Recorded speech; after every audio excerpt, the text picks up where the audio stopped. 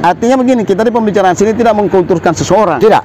Hanya yang terjadi. Terjadi. Nah, sehingga eksekutor terakhir adalah maunya seperti apa. Ya. Nah, itulah yang saya bangun tadi, kolaborasi, pendidikan kolaborasi dan teknis. Ya. Teknis ada teknik dari awal, pengolahan hasil dan pemasaran. Iya. Nah, impact sudah ada. Mereka sudah menunggu. Ke depan seperti apa? Ya.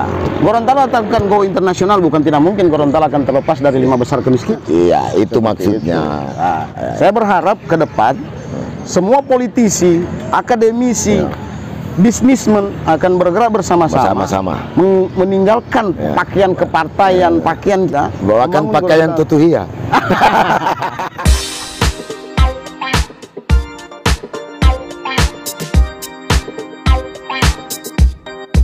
Assalamualaikum warahmatullahi wabarakatuh. Abah Warkop, Slow Marslak. Alhamdulillah saat ini saya sudah bersama dengan guru besar Universitas Negeri Gorontalo, Bapak Profesor Dr. Insinyur Muhammad Iqbal Bahwa.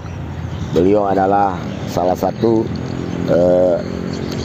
akademisi yang ada di Provinsi Gorontalo. Assalamualaikum warahmatullahi wabarakatuh. Ya, waalaikumsalam warahmatullahi wabarakatuh. Abah Warkop, Pak Irfan Ali, teman seperjuangan dari Gorontalo. Amin, Selamat sore. Selamat sore. Pak Prof, kita akan diskusi sedikit tentang dinamika pembangunan pertanian yang ada di Provinsi Gorontalo, yang saya mungkin bisa katakan tahu persis bersama Pak Prof dinamikanya pertanian yang ada di Provinsi Gorontalo, masih Gorontalo bersama dengan Sulawesi Utara. Gambaran umum saja menurut Pak Prof pertanian yang ada di Provinsi Gorontalo. Iya, jadi kalau kita berbicara tentang pertanian, Pak Irfan, sebenarnya dari zaman Gorontalo merdeka, istilah patriotik 23 Januari 42, pekikan merdeka itu diiringi dengan hasil pertanian. Kenapa saya bilang begitu? Karena wilayah Gorontalo itu kan ada disebut dengan 25 lah. Ya. Nah, di konteks Suwawa itu kan di sana ada daerah irigasi. Nah, irigasi yang mengalirkan untuk sawah dan lain sebagainya. Sehingga saya mengambil keputusan bahwa ternyata pekikan merdeka pada tanggal 23 Januari itu didasari juga oleh hasil-hasil pertanian. Kalau kita merunut sejarah itu. Yang kedua adalah pertanian di Gorontalo adalah hal yang dari dulu, semenjak benar Pak Irfan katakan tadi, sejak dari kita masih dengan Provinsi Sulawesi Utara. Bahkan Gorontalo itu bisa dikatakan lumbung padinya Sulawesi Utara. Iya, betul. Nah, ketika ini menjadi satu daerah provinsi, daerah otonom pada tahun 2000,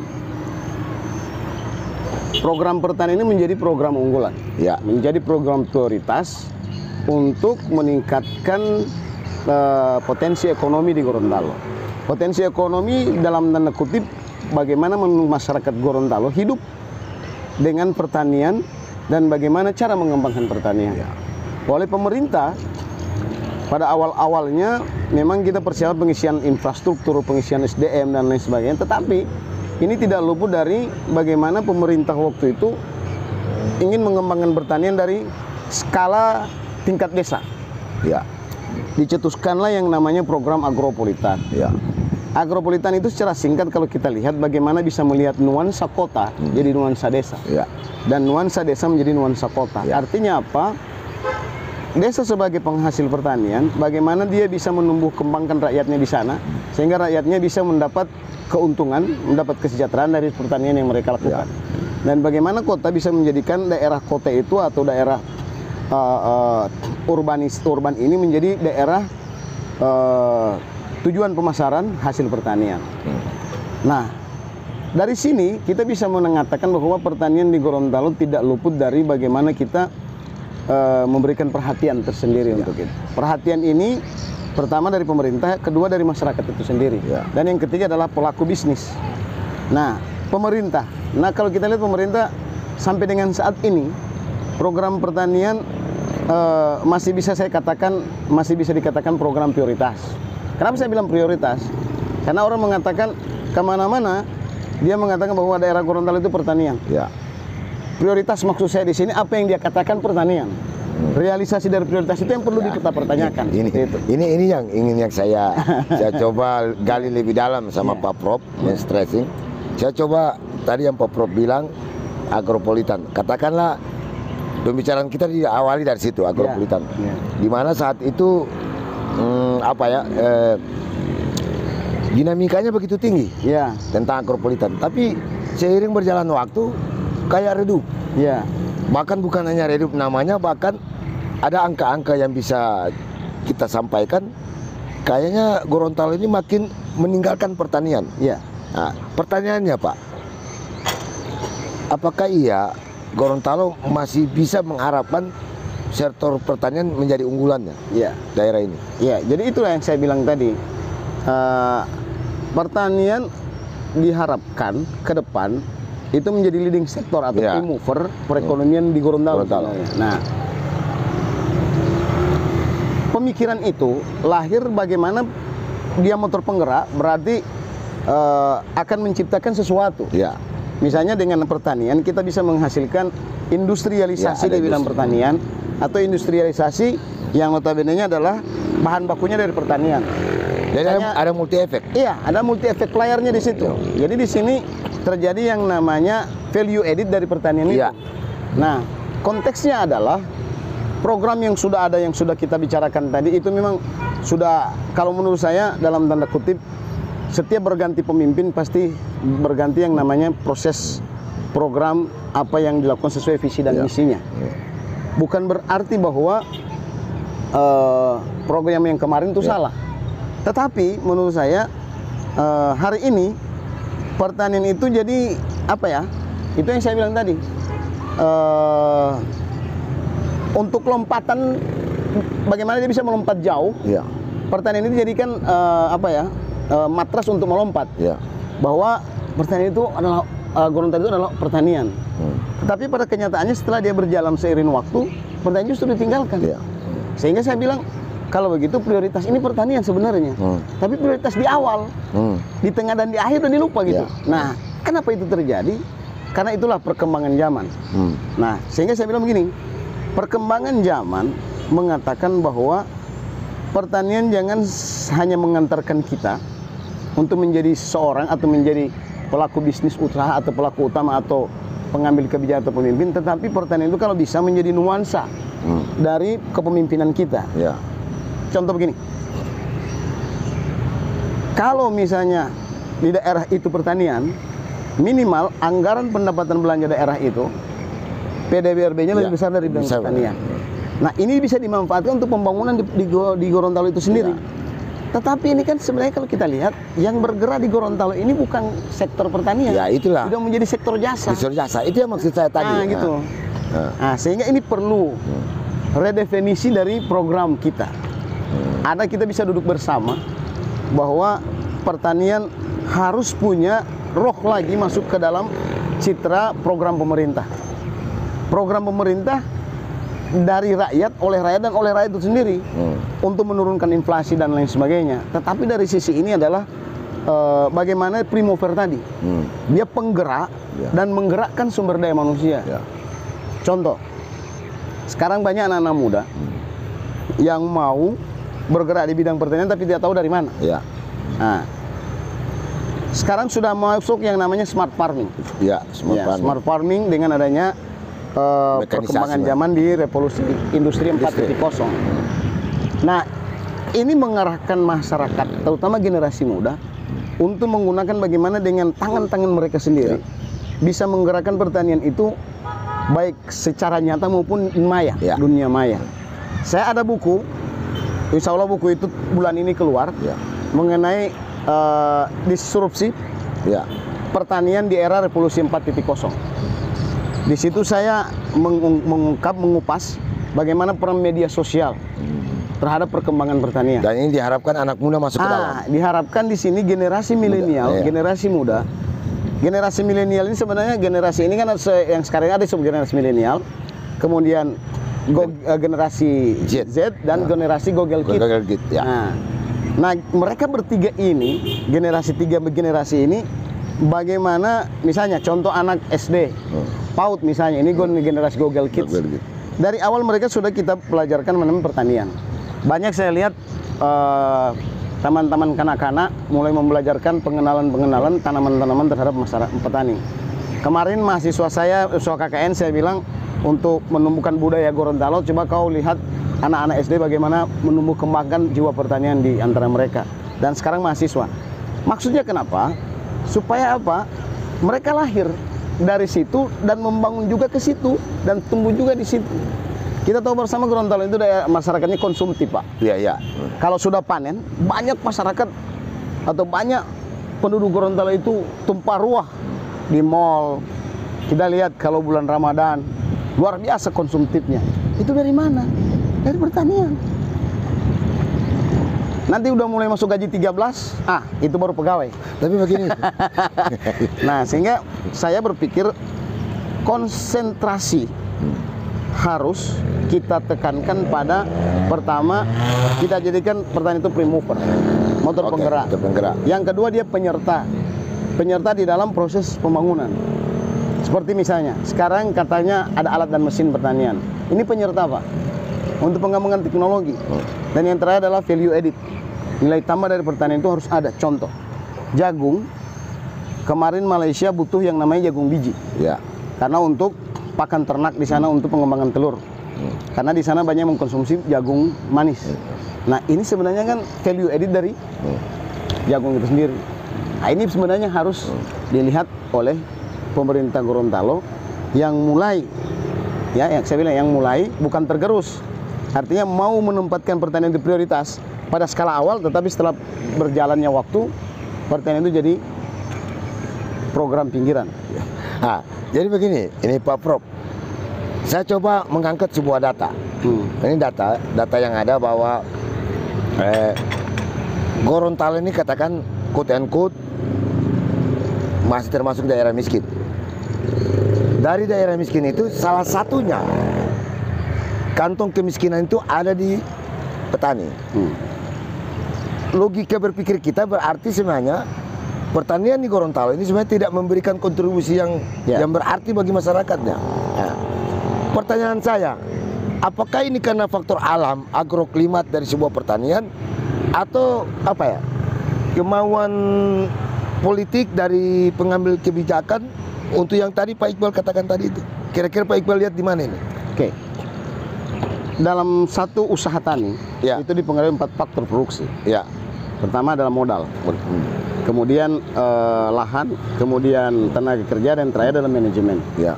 Petani itu kebanyakan terbentur di modal.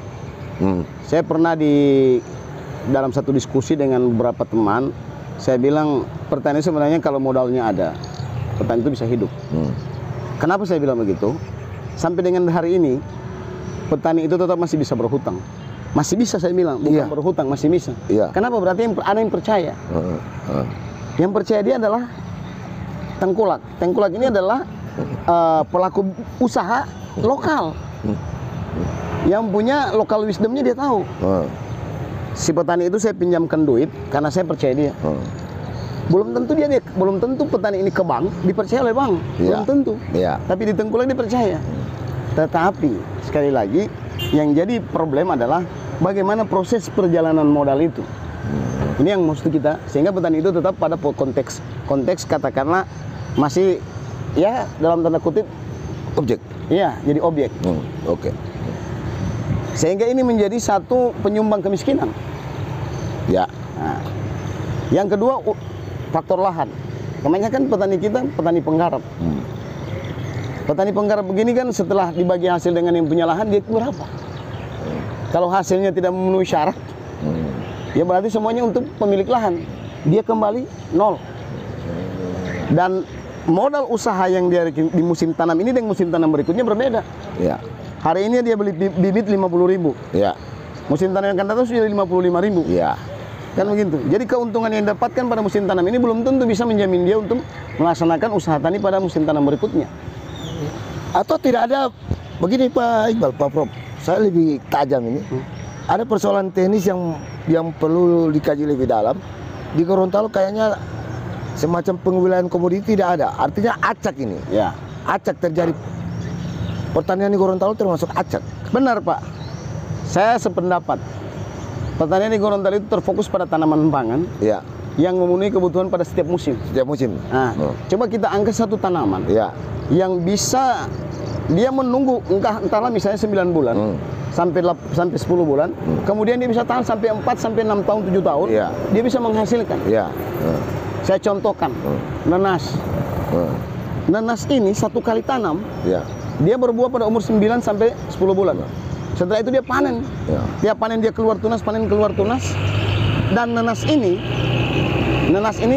dari akar sampai buahnya dia bermanfaat. Ya. Pertanyaannya, apakah Gorontalo secara agroklimat cocok? Ya cocok. Tapi tidak ada. Ya, Faktanya lapangan tidak itu ada. dia. Pemerintah kita belum melirik itu. Saya sekarang sudah sementara membina ada 4 orang Ya. petani nenas. Ya, Nah, itu mereka sudah di Paguyaman sudah menanam, di sini di Kelurahan Bulota ini mereka menanam kurang 6.000 pohon nenas. Di Paguyaman ada 20.000 pohon. Dan ini mereka jadi pengembangan, saya bilang untuk komoditi ekspor luar biasa. Sehingga itu kemarin ada salah satu putra Gorontalo kerjasama dengan Uzbekistan. Ya. Bagaimana Uzbekistan menawarkan untuk ekspor tanaman hortikultura. ya. Nah, beliau mengatakan nenas. Nah, saya sudah katakan sama beliau itu Gorontalo punya potensi untuk menanam nenas. Ya. Dari segi iklim oke, Iklim, agroklimat bisa. Petaninya juga satu kali tanam Ya. mereka bisa menunggu. Ya. Nggak masalah. Oh iya, saya bilang. Ini faktor tanaman untuk proses produksi. Ya. Dia tanya, gimana dengan jagung? Saya bilang, jagung bisa Pak. Tanaman nanas ini kan tanaman bisa dikatakan dia berbuah, tanaman musiman. Musiman. Hortikultura tapi panjang ya? Panjang pertumbuhannya. Bisa untuk dia tanam sampai 9 bulan bisa 2 kali panen jagung. Jadi bisa ada monokultur, multikultur di situ. Oh bisa begitu? Iya. Kenapa tidak dari dulu dilirik seperti ini? Saya bilang bukan tidak dilirik, tetapi program ke wilayah itu nggak ada. Ya. Apa ini bukan karena faktor kebijakan dari pemerintah? Ya, kita benar. Iya kan? Ya. Kebijakan pemerintah. Ya. Nah, sekarang pertanyaan saya, Ya. Pak Iqbal. UNG ini luar biasa. Ya. Milik kita bersama. Ya. Dan universitas terbesar yang ada di kawasan Teluk Tomini. Sudah saatnya lah mengintervensi ini. Ya. Karena dengan itulah kajian-kajian teknisnya. Ya. Saya terus terang, saya punya pengalaman batin di lapangan yang saya melihat kalau pertanian di Gorontalo itu lebih hanya condong misalnya jagung. Ya. Nah, tidak ada alternatif bisa palawija yang lain. Ya. Apalagi hortikultura. Ya. Lebih lari masyarakat. Ya. Kira-kira bagaimana tanggapan Pak? Iya. Kalau dari sisi peningkatan SDM, Ya. Universitas Negeri Gorontalo punya namanya Fakultas Pertanian. Ya. Di sana banyak SDM baik di bidang peternakan, Ya. pertanian itu sendiri dan teknologi hasil pertanian di sana ada. Ada kurang lebih 40 sampai 50 doktor ada di sana sehingga bisa menjadi satu sumber kekayaan potensi SDM Provinsi Gorontalo untuk pengembangan pertanian seperti yang dimaksudkan tadi, bagaimana mengembangkan pertanian hulu hilir. Hulu hilir. Ya. Artinya hulu, kemudian bagaimana ada agroindustri dan bagaimana cara memasarkan. Ya. Itu semua SDM-nya ada di UNG. UNG ini diharapkan menjadi leading sektor Ya. untuk pengembangan SDM di bidang pertanian dan menjadi penggerak akhir di proses perindustrian atau proses pemasaran. Kenapa seperti itu? Karena produk bahan baku SDM ini sudah ada. Tinggal kita bagaimana tadi menyikapi kerjasama dengan pemerintah, kerjasama dengan dunia swasta, sehingga disebut dengan ABG, akademisi, bisnismen, dan governance. Ya. Mungkin juga ada yang disebut misalnya ada pihak yang namanya politik dan lain sebagainya. Karena setiap pengambilan kebijakan juga harus pada politik. Ya. Itu tidak masalah. Kita kan memposisikan sebagai orang akademisi. Bukan politisi. Bukan ya. Nah, sehingga kita menjadi satu pemikir ilmiah, memberikan masukan kepada bisnismen, governance, dan politik. Itu tidak masalah. Dan itu sangat wajar di daerah di wilayah demokrasi. Tapi kalau saya lihat, katakanlah teori ini, pola ini tidak jalan di Gorontalo. Ya. Tidak jalan. Ya, tidak jalannya itu karena kita masih terlalu menganggap bahwa kita itu hebat. Contoh misalnya, di governance, di pemerintahan juga ada namanya perencanaan di sana. Iya. Nah, di sana juga ada yang namanya pengawasan. Di sana juga ada yang namanya eksekutor. Iya. Sehingga di sini bukan berarti mereka tidak menggunakan UNG atau tidak menggunakan akademisi. Tetapi biasanya akademisi hanya bisa dikatakan begini. Anda di sana yang penting ada akademisi. Hanya jadi syarat pelengkap.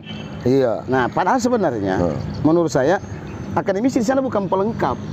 Tapi bagaimana dia untuk menjadi satu penentu di situ dalam bidang ilmiahnya, dalam bidang keilmuannya gitu, kompetensinya. Ya. Dan saya rasa itu kurang sebenarnya. Cuma kalau ada yang melakukan seperti itu sebenarnya ini salah. Kemudian yang kedua, di pihak swasta ini sebenarnya mereka juga punya SDM. Ya. Dan SDM mereka banyak terlatih. Ya. Sehingga di sini perlu yang namanya kolaborasi. Ya. Nah, begitu juga dengan tadi governance itu kolaborasi. Nah, tinggal bagaimana kita kolaborasi dari bidang apa? Contoh misalnya, universitas atau kampus atau akademisi punya yang namanya SDM, punya yang namanya kompetensi, punya yang namanya keahlian. Pihak swasta punya namanya misalnya alat dan mesin, punya yang namanya kalau yang sekarang misalnya punya yang namanya sistem komputerisasi dan lain sebagainya. Nah, ini bisa saling berkolaborasi. Ya. Kalau begitu, apa yang Pak Prof lihat katakanlah kelemahan pertanian di Gorontalo? Apakah ada dalam agro inputnya atau agro outputnya? Ya. Jadi sebenarnya kalau kita berbicara sudah mulai input output, outputnya dulu. Apa permasalahannya sebenarnya? Ya. Yang jadi konteks adalah misalnya dalam sistem model logika, harus ada masalah dulu. Nah, tadi kita udah kupal masalahnya adalah bagaimana pelaku usaha dan pelaku utama ini tetap pada tataran terbawah misalnya. Jadi masalahnya di situ. Yang dikembangkan bagaimana pelaku utama. Misalnya pelaku utama ini kita tingkatkan kompetensi pendidikannya. Berarti masuk yang namanya output pendidikan. Input pendidikan. Pendidikan. Begitu juga pelaku usaha. Misalnya modal yang kurang. Berarti input modal yang masuk. Nah, kemudian prosesnya seperti apa? Misalnya prosesnya bagaimana kita melakukan pendidikan tadi, bagaimana perlakuan bisnis dan lain sebagainya. Sehingga terakhir adalah outcome apa yang kita harapkan.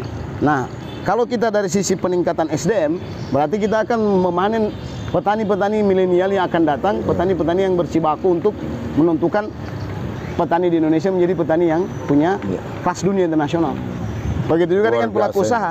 Kan begitu ya? Pelaku usaha dia mengembangkan bisnis usaha lokal yang bisa mendunia. Seperti tadi saya bilang, nanas misalnya dengan bahan baku lokal nanas Gorontalo bagaimana bisa menjadi komoditi ekspor. Nah, ini kan jalan peta agribisnisnya ini harus kita rencanakan secara baik. Itu namanya input, input, proses dan output. Nah, gitu. Jadi dari sisi input dan output, dari sisi input, proses dan output, kita masih perlu yang namanya perencanaan.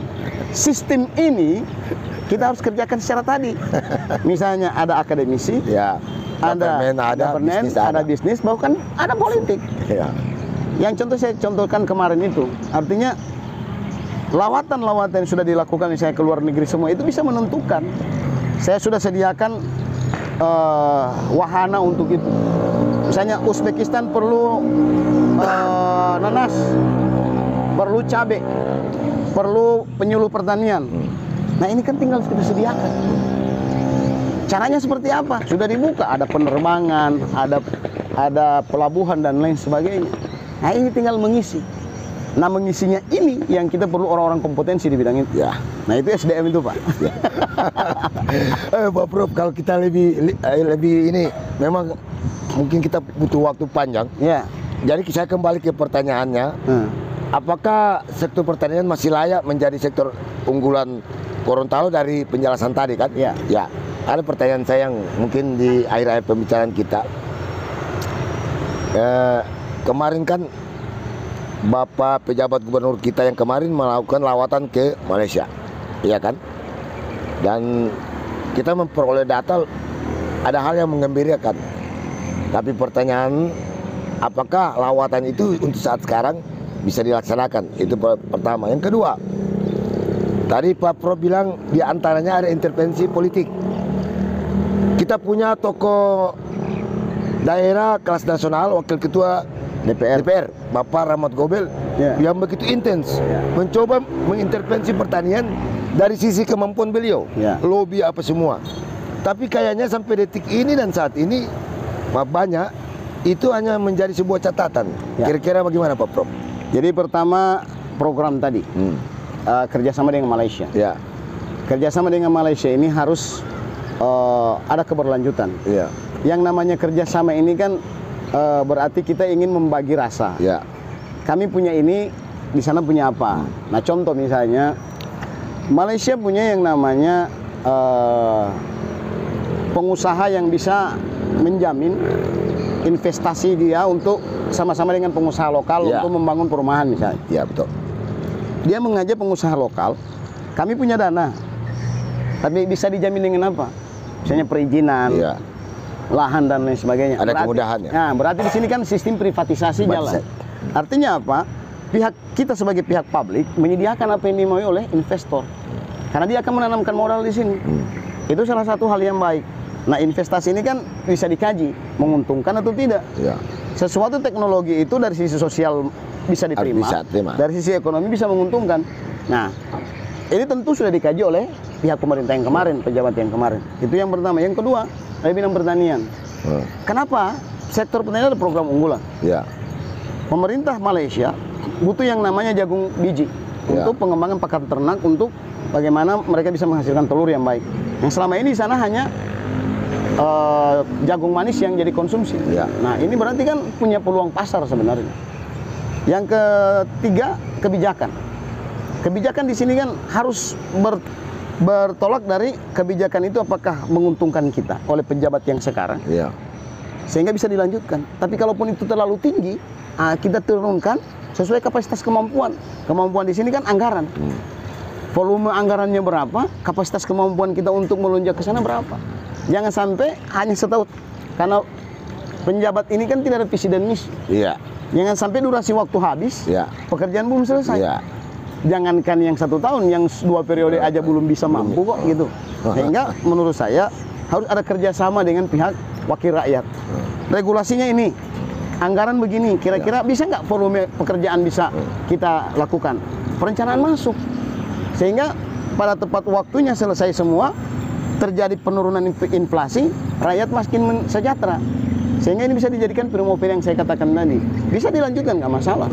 Siapa yang akan mendorong? Kalau melihat penjelasan ini luar biasa dampaknya.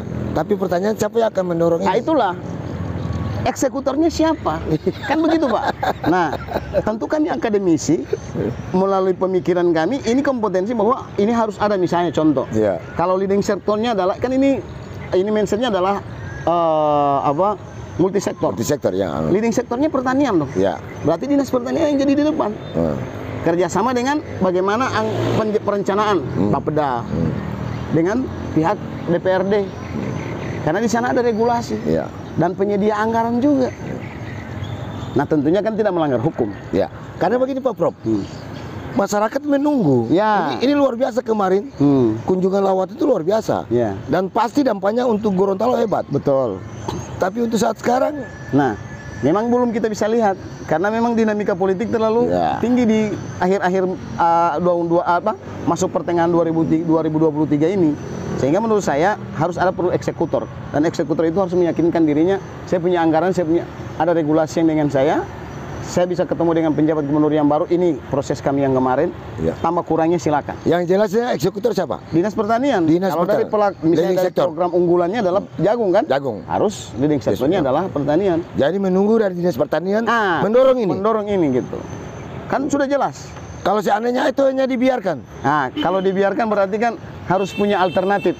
Kenapa dibiarkan oleh Dinas Pertanian? Kan gitu ya? Kalau dibiarkan, Dinas Pertanian dong harus punya alasan. Oh, program kami sudah ada. Kami udah program kami misalnya ekspor ke sini. Kemudian kami perlu ini dengan pihak ini. Itu bukan alasan sebenarnya. Itu pekerjaan. Tapi ini sebenarnya sudah dilakukan anggaran dari daerah ini sudah datang ke Malaysia udah banyak. Banyak, besar. Sehingga ini perlu dilakukan. Sehingga perlu adanya kerjasama dengan pihak swasta. Ya. Misalnya Kadin, Ya. misalnya perusahaan pertanian, sehingga ringan dinas pertanian. Ya. Ada pihak swasta yang membantu dia. Kalau misalnya dari sisi anggaran nggak cukup, jadi bicarakan dengan pihak sektor swasta. Pak Profesor ada keyakinan melihat itu? Bisa? Saya yakin, yakin saya bisa dengan catatan SDM di sana punya kompetensi. Ya. Punya kompetensi. Yakinnya saya itu karena dia menjadi leading sektor. Ya. Tidak mungkin penjabat yang kemarin dia menggunakan leading sektornya pertanian kalau tidak mungkin dia akan sukses. Cuman kan ini persyaratannya ini kan beliau harus terhenti, bukan terhenti. Ya. masih harus meneruskan perjuangan di pusat dengan pakai sistem yang lain, bukan di daerah, tapi diganti oleh orang lain yang diharapkan bisa melanjutkan. Cara seperti itu. Artinya yang pertama. Ya, yang baru yang kedua. Yang kedua, intervensi. Ini kan banyak misalnya contoh politisi kita, Pak Dr. Ahmad Gobel. Beliau adalah seorang wakil rakyat yang duduk di DPR RI, yang duduk sebagai wakil ketua bidang industri dan pembangunan. Ya. Sebenarnya kalau kita melihat apa yang menjadi domain Pak Rahmat ini, domain yang paling bagus untuk Indonesia sekarang. Oh begitu ya. Industri dan pembangunan. Berarti membangun, kemudian dengan sektor industri. Berarti kalau sektor industri, tentu yang dilirik adalah pertanian dan non pertanian. Iya. Nah sekarang kita bicara pada domain kita, pertanian. Pertanian bukan saja harus menghasilkan seperti Pak Irfan katakan tadi, pertanian jangan jadi objek. Pak Rahmat itu menganggap pertanian sebagai subjek. Ya. Nah, kenapa dia sebagai subjek? Dia menjadi penentu gitu. Gitu. Sehingga bagaimana ini bisa terjadi? Bagaimana bisa ada padi, kemudian irigasi nggak ada? Ya. Bagaimana bisa ada padi tumbuh dengan baik, pupuk nggak ada? Bagaimana bisa menghasilkan padi yang baik, benih nggak ada? Nah, oleh Pak Rahmat ini dipikir. Saya pernah terlibat dalam satu demplot dari padi, jagung, dan terakhir sekarang masih sementara berjalan singkong. Beliau ini bekerja sama dengan pihak perusahaan swasta di bidang pemupukan, pupuk organik, untuk mengembangkan pertanian organik di Gorontalo. Luar biasa. Dan itu ternyata ada. Padi sawah kita uji cobakan di Bone Bolango. Ini dengan Pak Rahmat. Dengan Pak Rahmat. Yang memanen itu siapa? Gubernur Ehime. Peningkatannya luar biasa dengan menggunakan pupuk organik. Bisa 4 kali lipat dari produksi petani. Tapi kayaknya tidak masif, Pak. Nah, jadi ini sebenarnya masif atau tidaknya pengembangannya itu kan itu yang saya bilang tadi. Kita siapkan potensi yang iya. Tadi saya bilang kan subjeknya. Nah, kita SDM. Ya. Sehingga kemarin di Uzbekistan Pak Rahmat mengatakan begini. Dari mana Prof kita mulai? Saya bilang begini, Pak. Kalau bahan baku Gorontalo itu ada, nggak pernah kekurangan sebenarnya. Cuma yang kekurangan kita adalah proses awal. Ya. Contoh, SDM yang mau turun ke situ apa? Contoh misalnya Pak Irfan katakan tadi cuma jagung. Ya. Bisa nggak dia beralih jadi nanas? Ya kan? Terbiasa dengan jagung.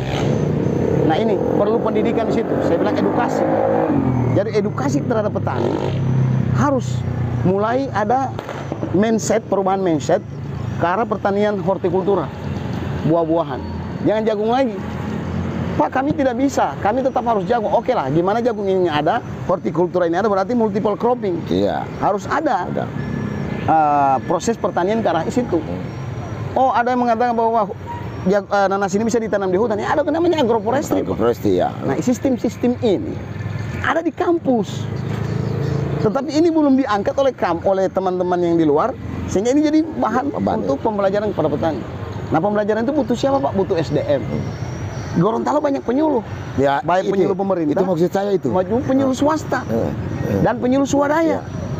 Saya bilang, pihak pabrik, pihak pengusaha, mereka punya penyuluh, Pak. Iya, iya.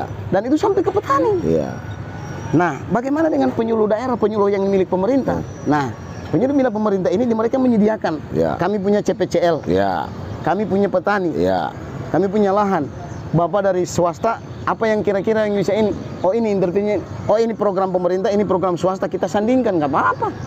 Tapi kenyataannya Pak Prof, Penyuluh itu hanya sebagai pelengkap penderita. Nah, itulah. Karena apa? Mereka cuma jadi alat produksi. Mereka jadi produksi. Padahal penyuluh itu sebenarnya gurunya. Gurunya.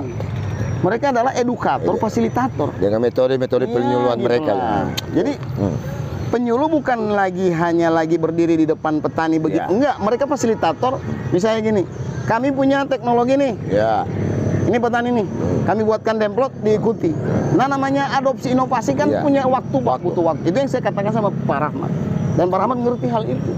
Berarti harus ada edukasi. Iya, harus ada edukasi. Ya, karena ada proses penyuluh proses adopsi sana. Adopsi teknologi ada. Ya, jadi ada penyuluh di sana. Ya. Jadi bagaimana penyuluhnya? Penyuluh itu Pak ada 3 di sana. Ya. Ada penyuluh pemerintah, swasta dan swadaya. Swadaya, ya. Petani itu sendiri melakukan penyuluhan. Begitu. Oh gitu Pak, iya. Berarti ini bisa, iya Pak. Jadi kita bisa bahan baku, bisa kita ini dengan petani kita bisa didik mereka untuk mengembangkan ini. Ya. Tentu memang banyak butuh waktu untuk merubah mindset itu butuh waktu. Ya. Kalau pendidikan dan keterampilan cepat Pak, pendidikan bisa. Pengetahuan dan keterampilan bisa dihilangkan pendidikan, tapi sikap ini yang sulit. Mereka bilang, oh kami tetap mau suka jagung. Memang kelemahan Gorontalo di situ, attitude-nya. Sikap kan? Sikap. Nah, sehingga Pak Ketua DPR, Wakil Ketua DPR RI ini mengerti, paham benar bahwa harus dilalui dengan pendidikan dulu. Ini yang pertama. Yang kedua, keberlanjutan Pak. Keberlanjutan. Ini akan bergayung, ini akan bersambut dengan kira-kira pemerintah Provinsi Gorontalo mau nggak gitu? Ya. Ya kan gitu ya? Ya, benar. Bapak sudah mendekatkan go internasional. Ini pihak Uzbekistan atau pihak Turki atau pihak Iran, mereka bisa. Tapi eksekutor daerah di mana? Ya, apalagi dalam tanda kutip ada politiknya di dalam. Jadi gimana Pak Prof? Kalau saya masuk ke ranah itu, ada namanya pendidikan politik. Pendidikan politik bagaimana? Ya tergantung partai politiknya. Mau dididik seperti apa? Dari sisi eksekutornya itu. Kemudian anggaran Pak. Kayak ini anggaran sudah saya ini begini, iya. Anggaran ini seperti apa Pak?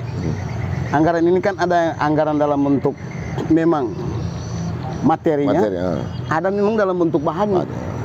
Kira-kira Bapak kan sudah, saya tahu pengetahuan saya, banyak alat dan mesin yang Bapak sudah berikan.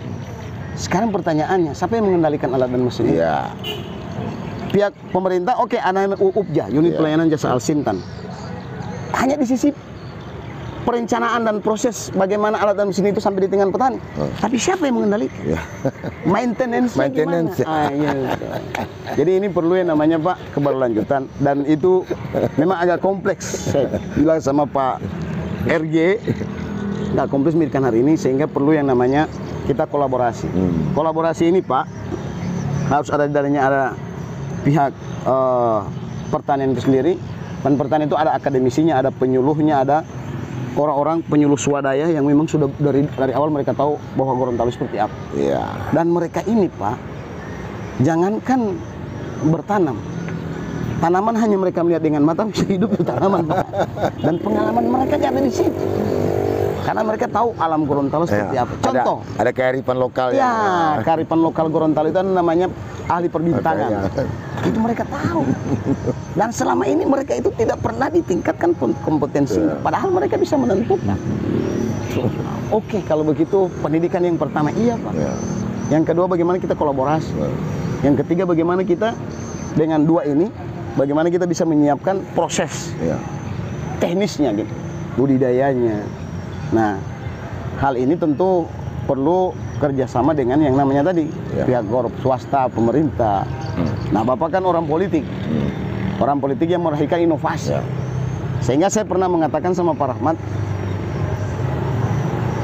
ide sederhana, Bapak ini punya ide sederhana untuk Gorontalo dan Indonesia yang lebih baik. Tapi nilainya? Nah, itulah nilainya akan lebih besar. Jadi saya bilang, ide Pak Rahmat ini sederhana. Karena dia hanya misalnya kelawatan dengan di luar negeri, pertemanan atau dari sisi politik pemerintahan bisa melobi apa semua, sehingga bisa melahirkan, mendatangkan investor. Sederhana itu Pak.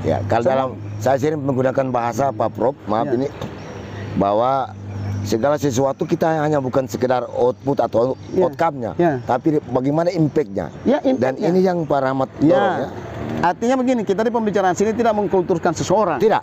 Hanya ini yang terjadi. Terjadi. Nah, sehingga eksekutor terakhir adalah maunya seperti apa. Ya. Nah, itulah yang saya bangun tadi, kolaborasi, pendidikan kolaborasi dan teknisnya. Ya. Teknis ada teknik dari awal, pengolahan hasil dan pemasaran. Iya. Nah, impact sudah ada. Mereka sudah menunggu. Ke depan seperti apa? Iya. Gorontalo akan go internasional, bukan tidak mungkin Gorontalo akan terlepas dari 5 besar kemiskinan. Iya, itu Seperti maksudnya. itu. Nah, saya berharap ke depan semua politisi, akademisi, bisnismen akan bergerak bersama-sama, meninggalkan pakaian kepartaian, pakaian kita, bawakan pakaian tutuhia. Jadi budaya kita yang saling tutuhia, cungkel menyungkel itu kita sendirikan dulu. Dan ini sebenarnya perjuangan para budayawan kita. Iya. Mereka ingin nggak ada seperti ini. Cuman ya itulah, kembali ke karakter. Nah, itu juga saya bilang sama Pak Rahmat, karakter masyarakat Gorontalo itu adalah karakter yang ingin mencari. Iya. Karena ingin mencari itu siapapun lawan dihadapi. Oke, Pak Prof. Ya. Luar biasa. Ini kalau kita ngomong dengan seorang guru besar di bidangnya. Ya. Sebagai konklusi apa? Closing statement. Ya. Kita pada pertemuan sore yang berbahagia ini. Ya, jadi hari ini kita butuh orang yang bisa menggerakkan pertanian untuk pengembangan masa depan. Ya. Karena Gorontalo jangan kita hanya nilai sekarang. Ya. Kita harus menilai Gorontalo itu untuk yang sekarang, untuk yang akan datang. Sehingga butuh yang namanya pemimpin sekarang yang tepat di saat yang sekarang. Sekali lagi, pemimpin yang tepat di saat yang tepat. di saat yang Artinya apa?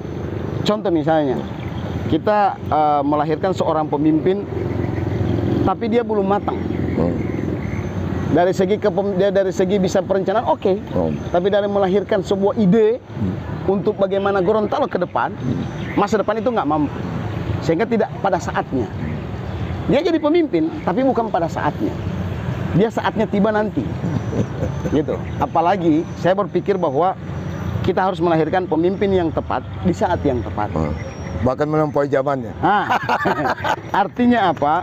Zaman itu nanti dia akan peroleh ketika dia bahwa ternyata dulu saya melakukan Gorontalo seperti ini, akhirnya sekarang bisa seperti itu. Gorontalo kita tidak mungkin dulu pejuang-pejuang Gorontalo awalnya tidak merasa bahwa Gorontalo itu kan jadi memisahkan diri jadi provinsi Gorontalo. Tidak pernah terbayang. Tidak pernah terbayangkan. Tapi sekarang para pejuang provinsi sudah melahirkan provinsi Gorontalo. Tinggal mengisinya kan sekarang. Nah, sehingga itu tadi budaya apa semua itu kita hilangkan dulu demi rakyat kita. Karena di belakang kita ini ada masyarakat milenial, masyarakat Google Z, generasi Z, generasi Google Kid yang menunggu bahwa Gorontalo itu akan bagaimana akan datang. Ditentukan oleh kita sekarang. Jadi baku perang kita orang di akhir zaman nanti gara-gara kita. Kita jadi dapat cacian makian dari anak-anak kita. Anak-anak turunan kita. Sehingga Gorontalo sekarang adalah warisan dari anak cucu kita.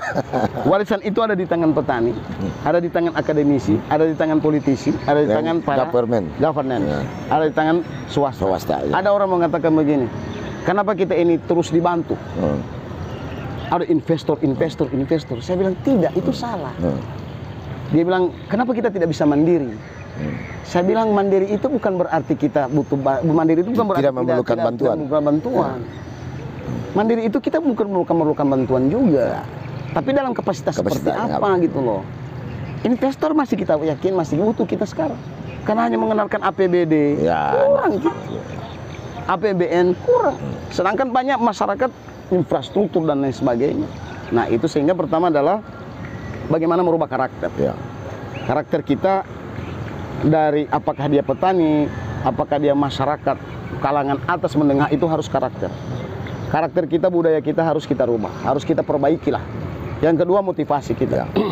Motivasi kita ke depan bagaimana membangun Gorontalo ke arah yang lebih baik. Ini kita menghadapi tahun politik. Kita bisa berbeda warna, berbeda nomor urut, berbeda partai politik, tapi satu, masyarakat Gorontalo. Yang ketiga, kompetensinya masyarakat itu harus kita kembangkan. Jangan kita tadi jagung semua. Oh, kami ini hanya cocok jagung. Coba yang lain seperti apa? Berarti kompetensi harus dirubah. Yang terakhir adalah kemandirian tadi. Bagaimana kita mandiri dari bidang ekonomi, mandiri dari sisi emosional, mandiri dari sisi sosial dan kemandirian sisi intelektual. Kita orang Gorontalo, intelektual kita punya sejarah, punya catatan. sejarah. Nah, Prof Habibie, Prof Habibie ya. IQ nomor 2 di dunia. Ya. Bagaimana kita bisa? Ya. Ada Habibie yang akan datang. Bukan berarti Pak Habibie itu mengatakan bahwa kita orang mampu. Dan mampu itu SDM. Oke. Silakan. Terus terima kasih Pak ya. Oke, Pak Prof, ada luar biasa penyampaian dari Pak Profesor Iqbal Bahwa. Saya tertarik di akhir kalimat, kita membutuhkan orang-orang yang tepat di waktu yang Di masa yang tepat. tepat. Tapi pertanyaan saya, kira-kira ada bocoran siapa itu? Oke. Nah, ini kan yang sulit dijawab. Karena di zaman ini kan mencari siapa yang tepat, pemimpin yang tepat di saat yang tepat. Nah itulah kita berikan kepada kontestasi yang sudah ada kan, rakyat yang menentukan. Kan begitu. Apalagi Gorontalo menghadapi bukan ada pemilihan gubernur. Nah, itu kan. Nah, kalau tidak tepat dia sulit Pak. Iya. Itu makanya. Tapi ini kajian akademisnya, Kajian Pak. Nah, apa perspektif? Perspektif ke depan. Ke depan. Iya. Saya mengeluarkan kalimat itu karena saya melihat Iya. dari berbagai sumber yang sudah ada, Iya. pemerintahan yang sudah ada, Pak, nggak tepat. Iya. Nggak tepat. Jadi pemimpin yang tepat di saat Kajian yang tepat. Oke, terima kasih Pak Prof. Luar biasa. Ya, sahabat Abah Warkop, itulah diskusi yang luar biasa. Saya merasa bangga bisa bersama dengan beliau, Profesor Muhammad Iqbal Bahwa. Beliau adalah seorang guru besar di Universitas Negeri Gorontalo dan seorang praktisi pertanian. Selain beliau akademisi, beliau ini ada praktisi. Karena saya punya pengalaman batin yang panjang dengan beliau. Sekali lagi terima kasih, Pak Prof. Oke, demikian sahabat Abah Warkop dari Gorontalo untuk Indonesia. Salam kebangsaan. Assalamualaikum warahmatullahi wabarakatuh. Waalaikumsalam warahmatullahi wabarakatuh.